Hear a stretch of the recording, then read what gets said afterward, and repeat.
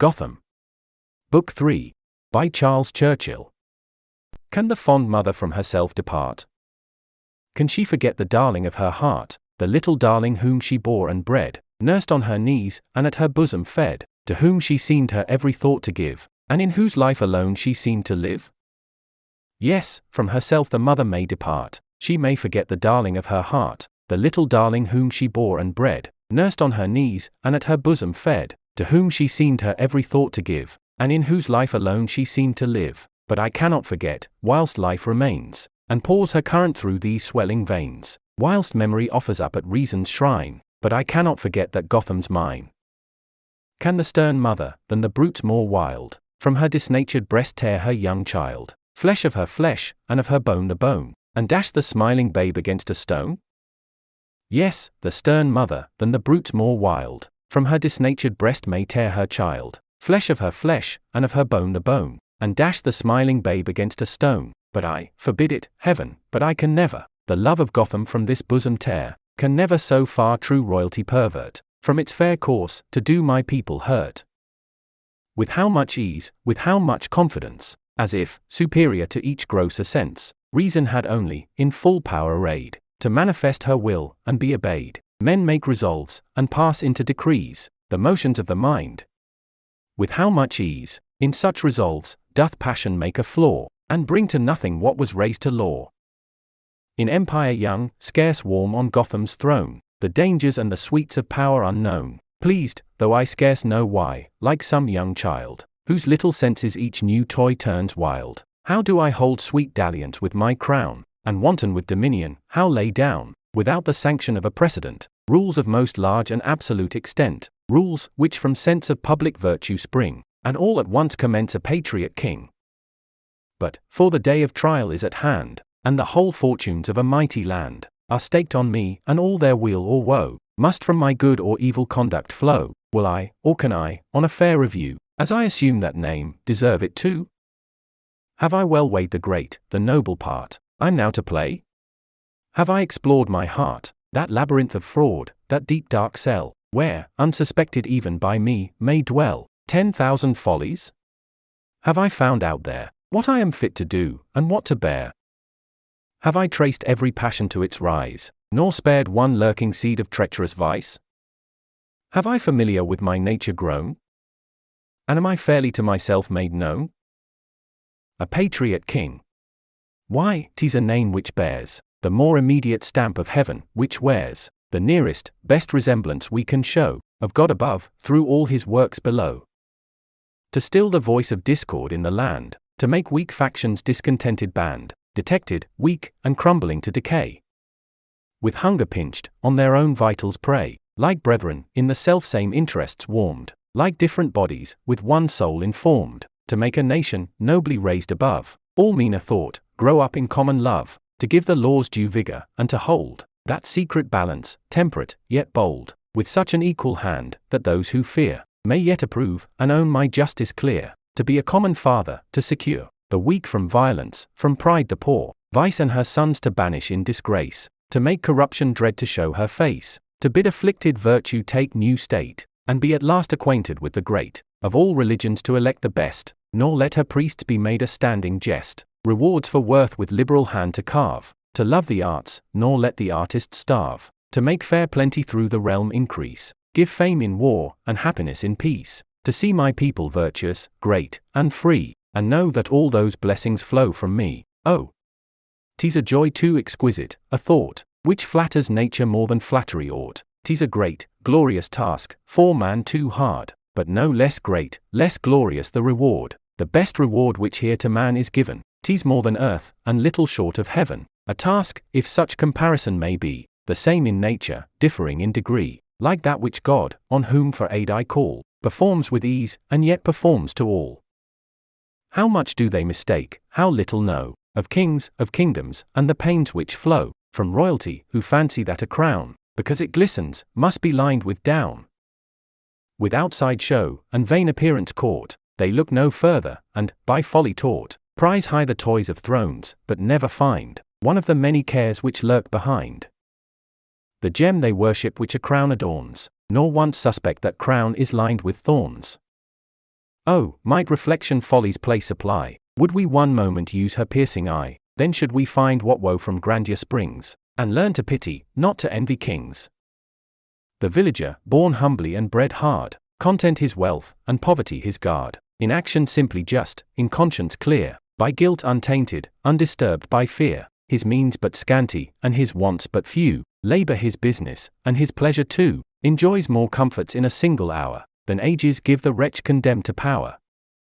Called up by health, he rises with the day, and goes to work, as if he went to play, whistling off toils, one half of which might make the stoutest atlas of a palace quake, against heat and cold, which make us cowards faint, hardened by constant use, without complaint. He bears what we should think it death to bear, short are his meals, and homely is his fare, his thirst he slakes at some pure neighboring brook, nor asks for sauce where appetite stands cook. When the dews fall, and when the sun retires, behind the mountains, when the village fires, which, wakened all at once, speak supper nigh, at distance catch, and fix his longing eye, homeward he hies, and with his manly brood of raw-boned cubs enjoys that clean, coarse food, which, seasoned with good humor, his fond bride, against his return is happy to provide. Then, free from care, and free from though, he creeps into his straw, until the morning sleeps. Not so the king with anxious cares oppressed, his bosom labors, and admits not rest. A glorious wretch, he sweats beneath the weight of majesty, and gives up ease for state. Even when his smiles, which, by the fools of pride, are treasured and preserved from side to side, fly round the court, even when, compelled by form, he seems most calm, his soul is in a storm. Care, like a spectre, seen by him alone, with all her nest of vipers, round his throne, by day crawls full in view, when night bids sleep, sweet nurse of nature. Over the senses creep, when misery herself no more complains, and slaves, if possible, forget their chains. Though his sense weakens, though his eyes grow dim, that rest which comes to all, comes not to him. Even at that hour, care, tyrant care, forbids the dew of sleep to fall upon his lids. From night to night she watches at his bed, now, as one moped, sits brooding over his head, anon she starts, and, borne on raven's wings, croaks forth aloud, sleep was not made for kings. Thrice at the moon, who governs this vast ball, who rules most absolute over me and all, to whom, by full conviction taught to bow, at new, at full, I pay the duteous vow. Thrice at the moon her wonted course pursued, thrice hath she lost her form, and thrice renewed, since, blessed be that season, for before, I was a mere mortal, and no more, one of the herd, a lump of common clay, informed with life, to die and pass away, since I became a king, and Gotham's throne, with full and ample power, became my own. Thrice at the moon her wonted course pursued, thrice hath she lost her form, and thrice renewed, since sleep, kind sleep, who like a friend supplies new vigor for new toil, hath closed these eyes. Nor, if my toils are answered with success, and I am made an instrument to bless the people whom I love, shall I repine, theirs be the benefit, the labor mine. Mindful of that high rank in which I stand, of millions lord, sole ruler in the land, let me, and reason shall her aid afford, rule my own spirit, of myself be lord. With an ill grace that monarch wears his crown, who, stern and hard of nature, wears a frown against faults in other men, yet all the while meets his own vices with a partial smile. How can a king, yet on record we find, such kings have been, such curses of mankind, enforce that law against some poor subject elf, which conscience tells him he hath broke himself? Can he some petty rogue to justice call, for robbing one, when he himself robs all? Must not, unless extinguished, conscience fly into his cheek, and blast his fading eye? To scourge the oppressor, when the state, distressed, and sunk to ruin, is by him oppressed. Against himself doth he not sentence give, if one must die, others not fit to live. Weak is that throne, and in itself unsound, which takes not solid virtue for its ground. All envy power in others, and complain of that which they would perish to obtain. Nor can those spirits, turbulent and bold, not to be awed by threats, nor bought with gold, be hushed to peace, but when fair legal sway makes it their real interest to obey, when kings, and none but fools can then rebel, not less in virtue, than in power, excel.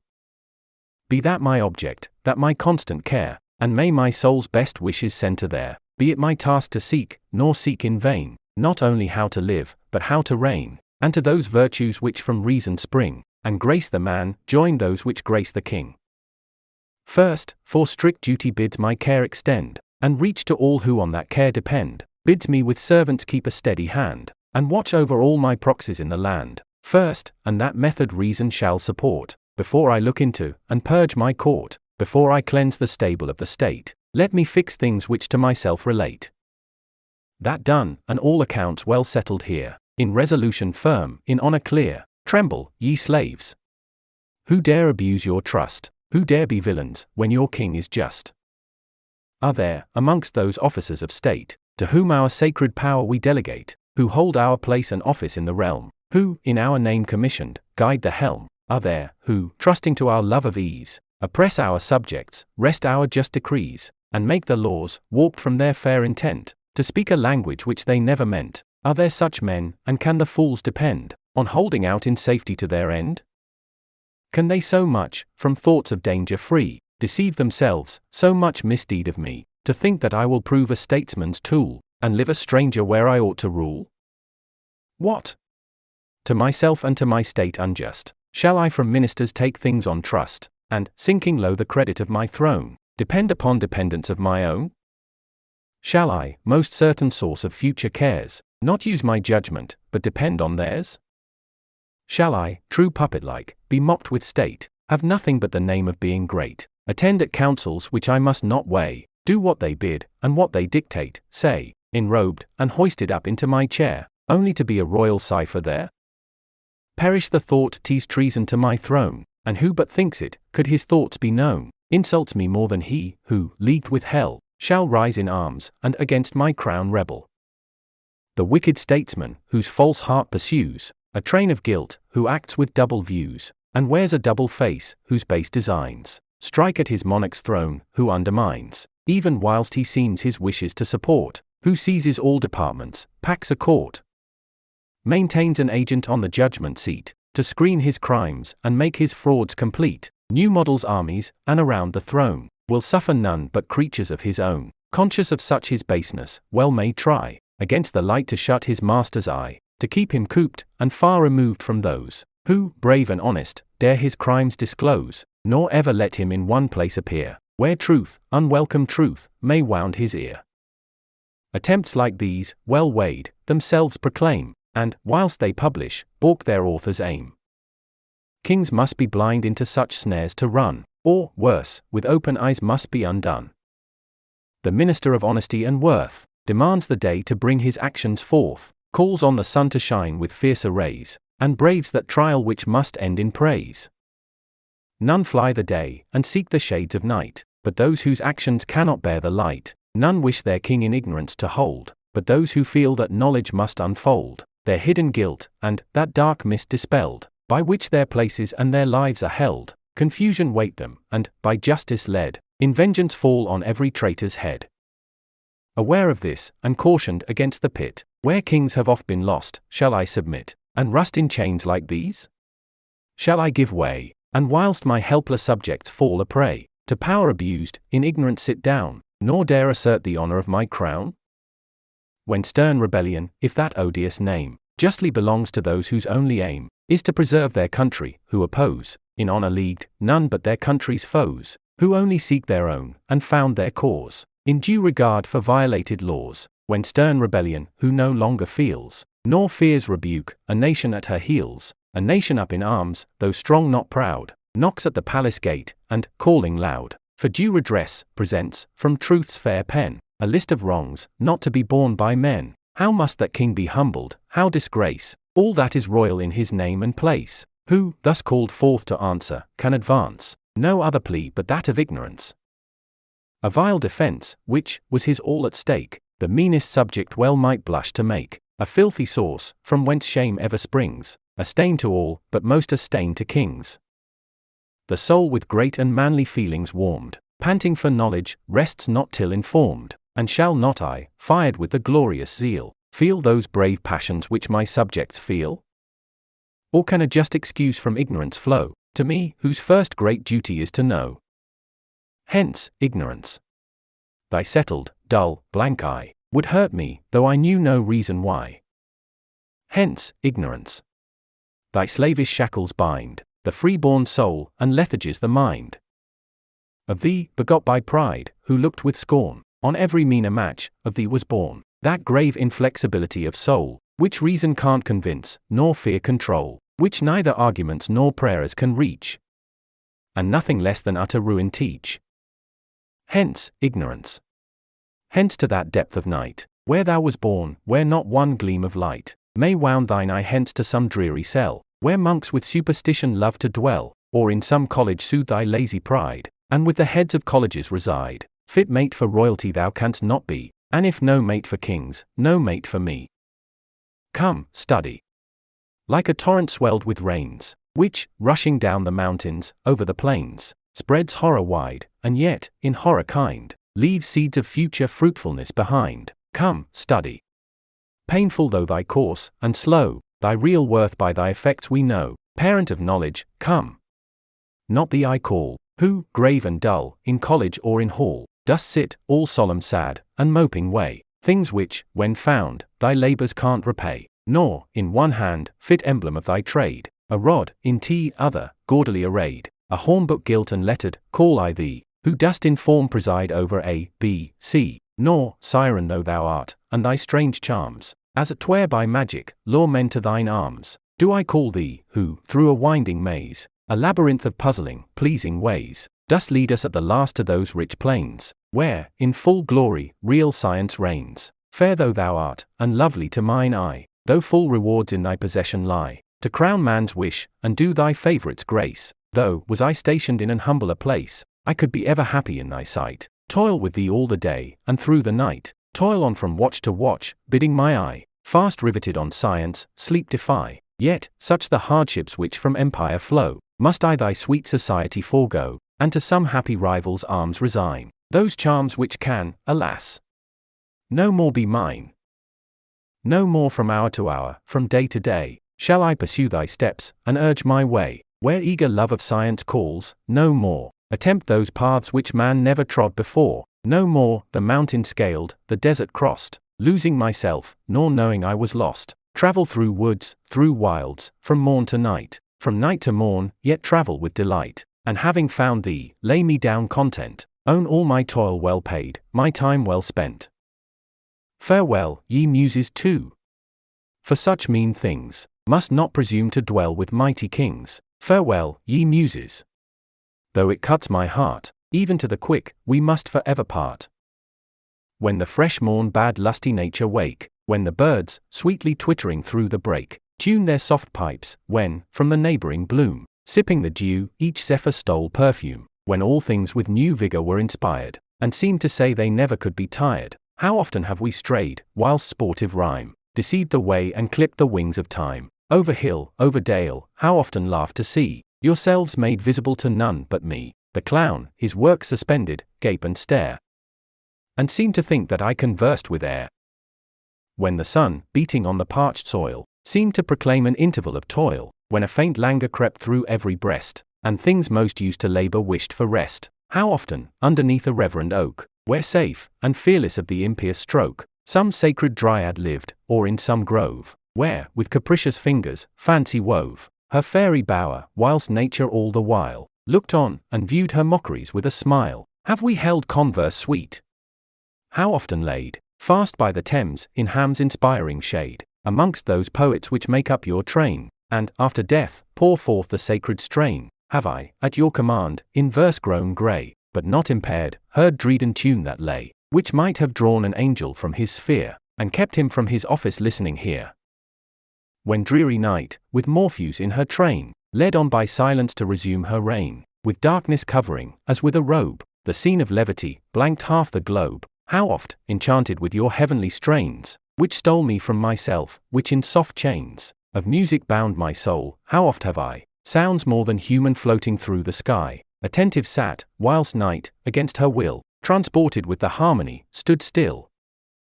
How oft in raptures, which man scarce could bear, have I, when gone, still thought the muses there, still heard their music, and, as mute as death, sat all attention, drew in every breath, lest, breathing all too rudely, I should wound, and mar that magic excellence of sound, then, sent returning with return of day, have chid the night, which fled so fast away.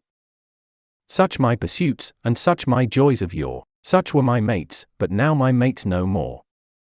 Placed out of envy's walk, for envy, sure, would never haunt the cottage of the poor, would never stoop to wound my homespun lays, with some few friends, and some small share of praise, beneath oppression, undisturbed by strife, in peace I trod the humble vale of life.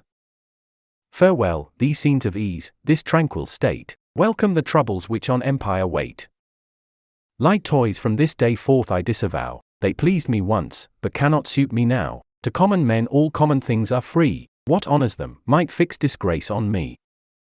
Called to a throne, and over a mighty land, ordained to rule, my head, my heart, my hand, are all engrossed, each private view withstood, and tasked to labour for the public good, be this my study, to this one great end, may every thought, may every action tend. Let me the page of history turn over, the instructive page, and needfully explore, what faithful pens of former times have wrote, of former kings, what they did worthy note, what worthy blame, and from the sacred tomb, where righteous monarchs sleep, where laurels bloom, unhurt by time, let me a garland twine, which, robbing not their fame, may add to mine. Nor let me with a vain and idle eye, glance over those scenes, and in a hurry fly, quick as the post, which travels day and night, nor let me dwell there, lured by false delight, and, into barren theory betrayed, forget that monarchs are for action made. When amorous spring, repairing all his charms, calls nature forth from hoary winter's arms, where, like a virgin to some lecher sold, 3 wretched months she lay benumbed and cold, when the weak flower, which, shrinking from the breath of the rude north, and timorous of death, to its kind mother earth for shelter fled, and on her bosom hid its tender head, peeps forth afresh, and, cheered by milder skies, bids in full splendour all her beauties rise. The hive is up in arms expert to teach, nor, proudly, to be taught unwilling, each seems from her fellow a new zeal to catch, strength in her limbs, and on her wings dispatch. The bee goes forth, from herb to herb she flies, from flower to flower, and loads her labouring thighs with treasured sweets, robbing those flowers, which, left, find not themselves made poorer by the theft, their scents as lively, and their looks as fair, as if the pillage had not been there. Never doth she flit on pleasure's silken wing, never doth she, loitering, let the bloom of spring, unrifled pass, and on the downy breast of some fair flower indulge untimely rest. Never doth she, drinking deep of those rich dews, which chemist night prepared, that faith abuse, due to the hive, and, selfish in her toils, to her own private use convert the spoils. Love of the stock first called her forth to roam, and to the stock she brings her booty home. Be this my pattern as becomes a king, let me fly all abroad on reason's wing, let mine eye, like the lightning, through the earth, run to and fro, nor let one deed of worth, in any place and time, nor let one man, whose actions may enrich dominions plan, escape my note, be all, from the first day of nature to this hour, be all my prey. From those whom time, at the desire of fame, hath spared, let virtue catch an equal flame, from those who, not in mercy, but in rage, time hath reprieved, to damn from age to age, let me take warning, lesson to distill, and, imitating heaven, draw good from ill. Nor let these great researches, in my breast, a monument of useless labour rest, no let them spread the effects let Gotham share, and reap the harvest of their monarch's care, be other times, and other countries known, only to give fresh blessings to my own. Let me, and may that God to whom I fly, on whom for needful succour I rely, in this great hour, that glorious God of truth, through whom I reign, in mercy to my youth, assist my weakness, and direct me right, from every speck which hangs upon the sight, purge my mind's eye, nor let one cloud remain, to spread the shades of error over my brain. Let me, impartial, with unwearied thought, try men and things, let me, as monarchs ought, examine well on what my power depends. What are the general principles and ends of government, how empire first began, and wherefore man was raised to reign over man? Let me consider, as from one great source, we see 1,000 rivers take their course, dispersed, and into different channels led, yet by their parents still supplied and fed, that government, though branched out far and wide, in various modes to various lands applied, however it differs in its outward frame, in the main groundworks everywhere the same her view, though different her plan, her grand and general view the good of man. Let me find out, by reason's sacred beams, What system in itself most perfect seems, most worthy man, most likely to conduce to all the purposes of general use? Let me find, too, where, by fair reason tried, it fails, when to particulars applied, why in that mode all nations do not join, and, chiefly, why it cannot suit with mine. Let me the gradual rise of empires trace, till they seem founded on perfection's base. Then, for when human things have made their way to excellence, they hasten to decay. Let me, whilst observation lends her clue, step after step to their decline pursue, enabled by a chain of facts to tell, not only how they rose, but why they fell. Let me not only the distempers know, which in all states from common causes grow, but likewise those, which, by the will of fate, on each peculiar mode of empire wait, which in its very constitution lurk, too sure at last to do its destined work. Let me, forewarned, each sign, each symptom learn, that I my people's danger may discern, ere 'tis too late wished health to reassure, and, if it can be found, find out a cure. Let me, though great, grave brethren of the gown, preach all faith up, and preach all reason down, making those jar whom reason meant to join, and vesting in themselves a right divine. Let me, through reason's glass, with searching eye, into the depth of that religion pry, which law hath sanctioned. Let me find out there, what's form, what's essence, what, like vagrant air, we well may change, and what, without a crime, cannot be changed to the last hour of time. Nor let me suffer that outrageous zeal, which, without knowledge, furious bigots feel, fair in pretence, though at the heart unsound, these separate points at random to confound.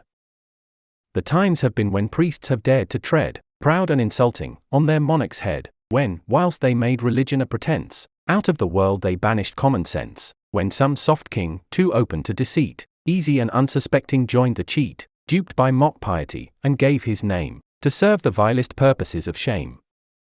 Pair not, my people. Where no cause of fear can justly rise, your king secures you here, your king, who scorns the haughty prelate's nod, nor deems the voice of priests the voice of God. Let me, though lawyers may perhaps forbid their monarch to behold what they wish hid, and for the purposes of knavish gain, would have their trade a mystery remain, let me, disdaining all such slavish awe, dive to the very bottom of the law. Let me, the weak, dead letter left behind, search out the principles, the spirit find, till, from the parts, made master of the whole, I see the Constitution's very soul. Let me, though statesmen will no doubt resist, and to my eyes present a fearful list, of men, whose wills are opposite to mine, of men, great men, determined to resign, let me, with firmness, which becomes a king, conscious from what a source my actions spring, determined not by worlds to be withstood, when my grand object is my country's good, unravel all low ministerial scenes, destroy their jobs, lay bare their ways and means, and track them step by step. Let me well know how places, pensions, and preferments go, why guilt's provided for when worth is not, and why one man of merit is forgot. Let me in peace, in war, supreme preside, and dare to know my way without a guide. Let me, though dignity, by nature proud, retires from view, and swells behind a cloud, as if the sun shone with less powerful ray, less grace, less glory, shining every day, though when she comes forth into public sight, unbending as a ghost, she stalks upright, with such an air as we have often seen, and often laughed at, in a tragic queen, nor, at her presence, though base myriads crook, the supple knee vouchsafes a single look. Let me, all vain parade, all empty pride, all terrors of dominion laid aside, all ornament, and needless helps of art, all those big looks, which speak a little heart, know, which few kings, alas, have ever known, how affability becomes a throne, destroys all fear, bids love with reverence live, and gives those graces pride can never give. Let the stern tyrant keep a distant state, and, hating all men, fear return of hate, conscious of guilt, retreat behind his throne, secure from all upbraidings but his own. Let all my subjects have access to me, be my ears open, as my heart is free, in full fair tide let information flow, that evil is half cured, whose cause we know. And thou, wherever thou art, thou wretched thing, who art afraid to look up to a king, lay by thy fears, make but thy grievance plain, and, if I not redress thee, may my reign, close up that very moment, to prevent the course of justice from her vain intent. In vain my nearest, dearest friend shall plead, in vain my mother kneel, my soul may bleed, but must not change. When justice draws the dart, though it is doomed to pierce a favourite's heart, 'tis mine to give it force, to give it aim, I know it duty, and I feel it fame. Thanks for watching the channel. If you liked the video, please hit the like button. If you haven't already, please consider subscribing. Or if you would like to support the channel, please visit the link in the description to visit our Patreon page. Like the pictures in the video? Visit the link in the description to see more. Thanks again for watching.